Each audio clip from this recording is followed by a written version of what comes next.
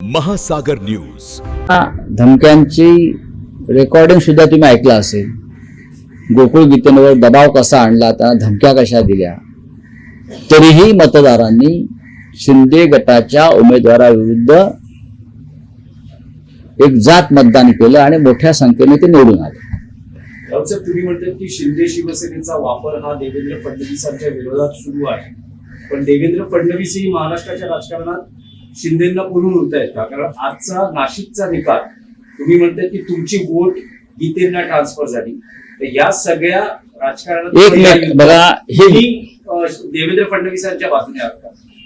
बघा, देवेंद्र फडणवीस यांच्या बाजूने असण्याचं दगडापेक्षा वीट मऊ, विटेपेक्षा दगड वगैरे हे याच्यात आम्ही पडतच नाही आहोत.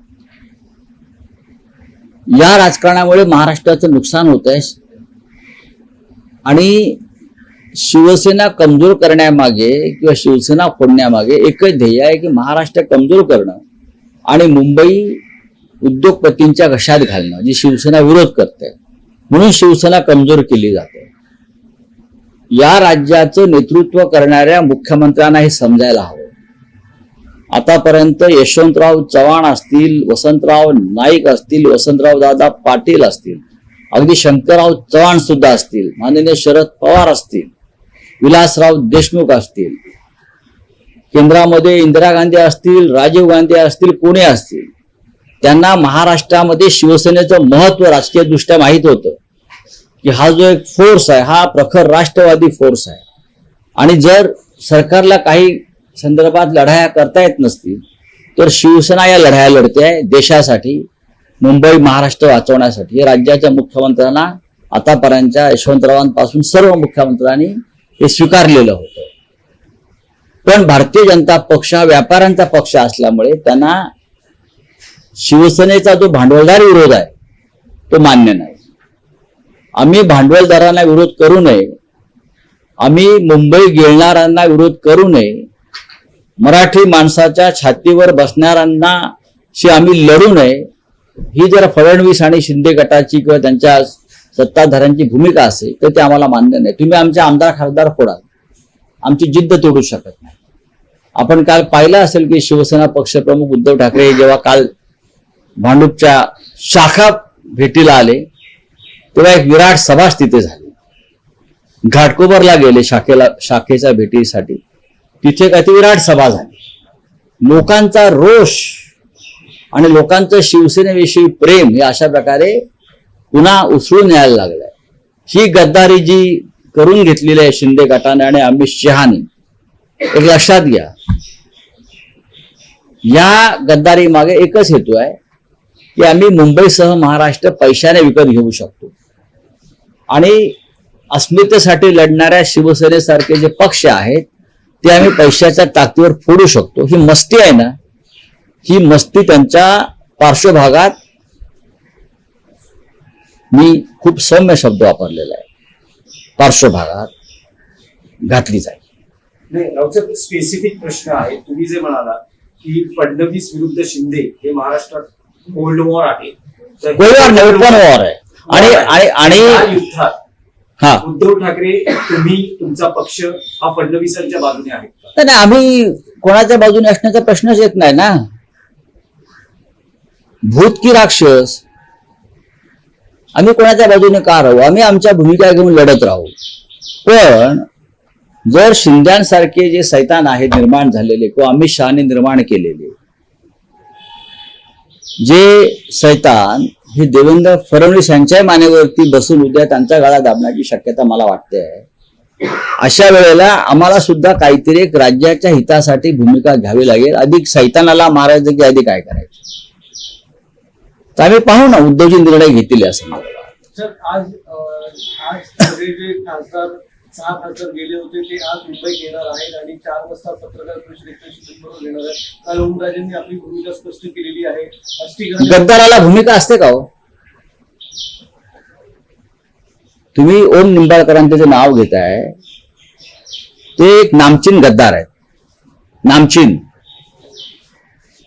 त्यांच्या बरोबरचे जे इतर लोक आहेत ते सुद्धा नामचीन गद्दार आहेत.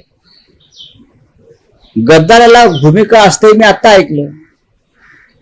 इतिहासामध्ये जे काही बेईमान झाले, गद्दार झाले, मीर जाफर पासून ते आपल्या महाराष्ट्रामध्ये सुद्धा, त्यांना काय भूमिका असू शकते का?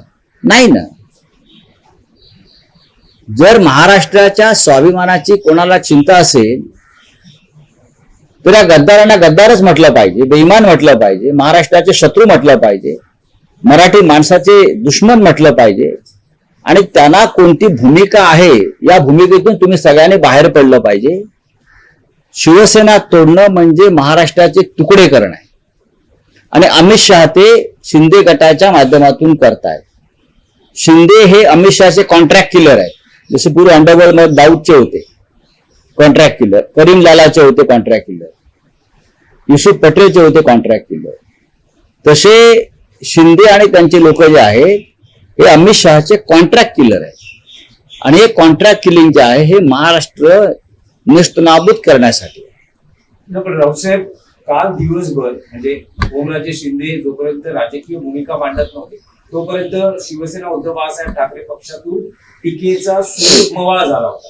पण जशी त्यांनी राजकीय भूमिका घेतली, शिंदे शिवसेनेबरोबर जाणार असं त्यांनी म्हटलं, तेव्हा आता पुन्हा एकदा त्यांना गद्दार आणि सगळ्या गोष्टी पुन्हा बोलल्या. नाही बघा, तुमचं कारण त्यांची भलधरणी करण्याचे प्रयत्न झाले, त्यांची अजिबात नाही त्यांची अजिबात मनधरणी कोणी केली नाही. त्यांना वस्तुस्थिती आणि परिस्थितीची जाणीव करून देण्यासाठी त्यांचे मित्र कैलास पाटील त्यांना भेटले. त्यांच्याबरोबर वरुण देसाई होते. लक्षात घ्या, शिंदे गटामध्ये गेल्यामुळे त्यांच्या वडिलांच्या आत्म्याला शांतता मिळणार असेल. 20 वर्षापूर्वी ज्यांची हत्या झाली, शिंदे गटामध्ये गेल्यामुळे त्यांच्या वडिलांचा आत्मा जो समाधीमध्ये आहे बरं का, तो त्यांना आशीर्वाद देणार असेल तर तो त्यांचा प्रश्न आहे. आता ज्यांनी ओम निंबाळकरांनी ज्यांच्यावर आरोप केले ते त्याच आघाडीमध्ये आहेत ना, युतीमध्ये, आणि आता मांडीला आणून बसतील. हा निर्लज्जपणाचा कळस आहे आणि स्वार्थाचं शिखर. या लोकांनी ओमच्या वतीनं कोणी पैसे घेतले, पहिले 15 कोटी, ही सगळी माहिती उद्धव ठाकरेंकडे आहे. कुठे कुठे कसे कसे पैशाचे व्यवहार झाले. विकास विकास विकास जो आपण म्हणतो, विकासासाठी गेलो. मराठवाड्याचा काय विकास भाजपने केला आणि तुम्ही काय करणार आहात? मराठवाड्याचा विकास हा भारतीय जनता पक्ष सरकार आहे ना, त्यांनी करायला पाहिजे ना. असा काय विकास केला? विकास हा मतदारसंघाचा होत नाही फक्त सरकारकडून, विकास हा प्रांताचा आणि प्रदेशाचा होतो. काय लातूरचा विकास केला? लातूरचा विकास विलासराव देशमुखांनी केला. धाराशिवमध्ये जे काही आज तुम्हाला दिसत आहेत गोष्टी, त्या एकतर शिवसेनेचं राज्य असताना, युतीचं राज्य असताना झालेला विकास आहे. साखर कारखाने उभे करणं म्हणजे विकास नाही. सर्वत्र जो विकास आहे हा सामुदायिक विकास होतो. खासदारांना वाटत असेल की आम्हाला 100 कोटी मिळाल्यामुळे विकास झाला म्हणजे व्यक्तिगत, असं नाहीये. रावसाहेब, काल 2 प्रतिक्रिया आल्या फडणवीसांच्या आणि शिंदेच्या. फडणवीस असं म्हणतात की ओसाड गावची पाटीलकी सोडून उद्धव ठाकरे काय करतात. ते खोटं बोलतायत. नंबर 1, ते शिंद्यांच्या तोंडावर बोलतात, पाठीमागे काय बोलतात ते आम्हाला माहिती. ते दाखवतात की शिंद्यांमध्ये आणि माझ्यामध्ये जसं काही नाहीये. शिंद्यांनी पूर्ण सुपारी घेतलेली आहे फडणवीसांना आडवा करण्याची, आणि त्यांना अमित शहाचा पाठिंबा आहे. शिंद्यांना देवेंद्र फडणवीस यांचा टांगा पलटी करण्याची. पण मला असं वाटतं की फडणवीस सुद्धा काही बुद्धिबळाच्या पटावर बसलेलं नुसतं प्यादं नाहीये. लक्ष आहे आमचं. आणि दुसरं म्हणजे शिंदे असं म्हणतो की मी ऑपरेशन कधी अर्धवट करत नसतो, आणि उद्धव ठाकरे पक्षप्रमुख पद सोडून नेमकं काय करणार तेव्हा त्यांच्या पक्षात कोण राहिलेलंच नाही. संजय राऊत आहेत ना, आधी माझ्याशी लढा, मग उद्धव ठाकरेंशी लढा. मी परत सांगतो तुम्हाला, माझ्यासारखे हजारो लोक आजही पक्षामध्ये आहेत, लाखो, जे या पक्षासाठी, ठाकरे कुटुंबासाठी जीवाची बाजी लावायला तयार आहे. पैशासाठी नाही. बाळासाहेब ठाकरेंच्या या पक्षासाठी आमच्यासारखे लाखो लोक आहेत, माझ्यासारखे, जे तुमच्या गद्दारीशी लढायला तयार आहेत मिस्टर शिंदे. आणि पैशाचा माज दाखवू नका, अजिबात दाखवू नका. तुम्ही माणसाचं जे जीवन आहे ना ते क्षणभंगूर आहे. बघा अजितदादांचं काय झालं. एवढी मस्ती दाखवू नका. आज आत उद्या नसाल. मिलिंद नार्वेकर यांनी भास्कर जाधव यांच्याशी नाराजी व्यक्त केली आहे. थेट फडणवीस यांना याच्याकडे उद्धव ठाकरे यांनी दिलेल्या पत्राची अंमलबजावणी करण्यास सांगितले आहे. भास्कर जाधव यांच्यामुळे मानसिक त्रास होत असल्याचे म्हटले. काय याचं प्रश्न काय? नाही, काल जो एकूण प्रकार झाला कुठला? वर्धा दिनाच्या सोहळ्यात, हो पण मला माहित पाहिजे ना काय. इंटरव्ह्यू करत असताना, भास्कर जाधवांचा इंटरव्ह्यू होत असताना मागे मिलिंद नार्वेकरांची गाडी होती, हॉर्न वाजवले जात होते आणि त्यावेळेस जी भास्कर जाधवांची प्रतिक्रिया आली, मिलिंद नार्वेकर कोण, मोठा लागू गेला का वगैरे अशी. आणि त्यानंतर आता जे सुरू झालंय नार्वेकरांनी म्हटलंय की फ्रस्ट्रेशन आहे हे भास्कर बघा, पक्ष हे जाधव विरोधी हे पक्ष दोन्ही जात नाहीये, त्याचं हे फ्रस्ट्रेशन. दोन्ही लोक पक्षाचे महत्वाचे लोक आहेत. भास्कर जाधव असतील किंवा मिलिंद नार्वेकर असतील, पक्षाचे महत्वाचे लोक आहेत. मला असं वाटतं की सार्वजनिक मतप्रदर्शन करण्यापेक्षा संयमानं वागलं पाहिजे. आणि जर संयम कमी पडत असेल तर थोडा माझ्याकडून घ्या. माझ्याकडून थोडा संयम घ्या आणि मग त्या संयमाचा वापर सार्वजनिक जीवनात करा. हा तुमचा सल्ला आहे तुमच्याच पक्षातल्या नेत्यांना? नाही, माझे सहकारी आहेत दोन्ही. भास्करराव जाधव काय, आमचे मिलिंद नार्वेकर काय. पक्षाला सध्या संयमाची गरज आहे. थोडा संयम पाहिजे अंतर्गत बाबीमध्ये. ज्या गोष्टी बंद खोलीमध्ये आपण बसून चर्चा करू शकतो ते सार्वजनिक करू नका. माझ्यावर सुद्धा असे प्रसंग आले पण मी कधी जाहीरपणे याच्यावरती कधी मत व्यक्त केलं नाही. या दोन आमच्या सहकार्याने सुद्धा त्याबाबत थोडं पथ्य पाळावं, संयम पाळावं. संयमाचे धडे द्यायला मी तयार. भाऊसाहेब, आणखी आहे की आज विधिमंडळाचं अधिवेशन सुरू होतं आहे, त्यातच ऑपरेशन टायगर खासदारांच्या पक्षफुटीनंतर आता सगळं लक्ष आहे शिवसेना उद्धव बाळासाहेब ठाकरे पक्षाच्या आमदारांनी. आज उद्धव ठाकरेंनी आमदारांची बैठक बोलावली आहे आणि ते आमदारांना मार्गदर्शन करतात. का आमदार काय 20 आमदार आहेत आमचे. 20 पैकी 16 आमदार की 13 आमदार असे आकडे सांगितले जातात. नाही, 20 पैकी 27 असतील. 20 पैकी 27 असतील. कदाचित परिषदेतली मिळून सुनील राऊत कुठे आहेत? ते गेले का सोडून? काय ते 20 आमदार चाललेत म्हटले. नाही, सांगतो मी तुम्हाला. अरे हे 20 आमदार आहे, याचे 10 मुंबईतले आहेत. 10 मुंबईतले आहेत, लक्षात घ्या. बघू ना. नाही म्हटलं 20 आमदारांपैकी 16 सोडून चालले तर सुनील कुठे आहेत बघा म्हटलं. नाही, सुनील राऊत, वरुण सरदेसाई, आदित्य ठाकरे, तुम्ही यांची नावं घ्याल. संजय पोतनी, सुनील प्रभू, तुम्ही यांची नावं घ्याल. असं नाहीये बाळांनो. सगळेच पैशाला विकले जात नाही. सगळेच स्वार्थासाठी इमान विकत नाहीत. सगळे जे आता 6 जण गेलेत त्यांची भविष्यामध्ये काय अवस्था होते हे तुम्हाला कळेल. चला, धन्यवाद. राम मंदिर को एसआईटी रिपोर्ट आने वाला है. अब तो आने दो ना. आरोप लगाया जा रहा है कि सीबीआई और ईडी से इंक्वायरी क्यों नहीं कराई. देखो, आज मैंने देखा है कि हमारे जो साथी है संजय सिंह आपके बहुत बढ़िया बात कही है.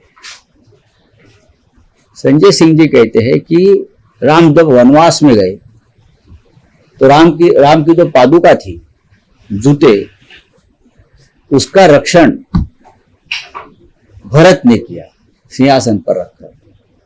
लेकिन बीजेपी वालों ने वो राम की पादुका की ही चोरी की है. राम का अस्तित्व मिटा दिया.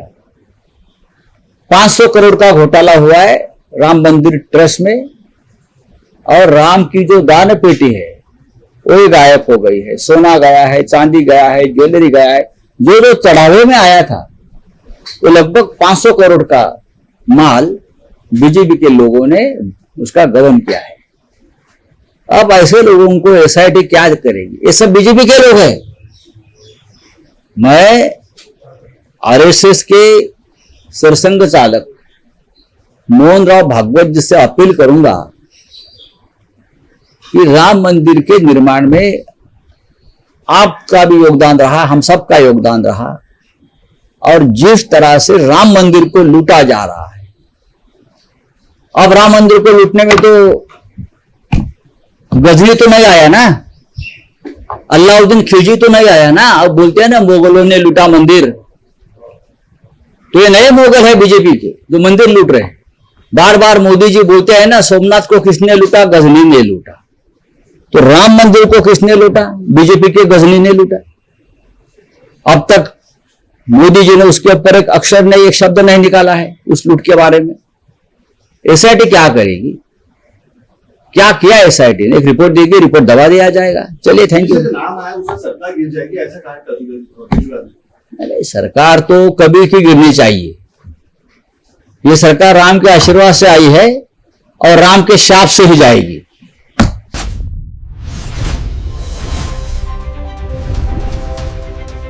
महासागर न्यूज,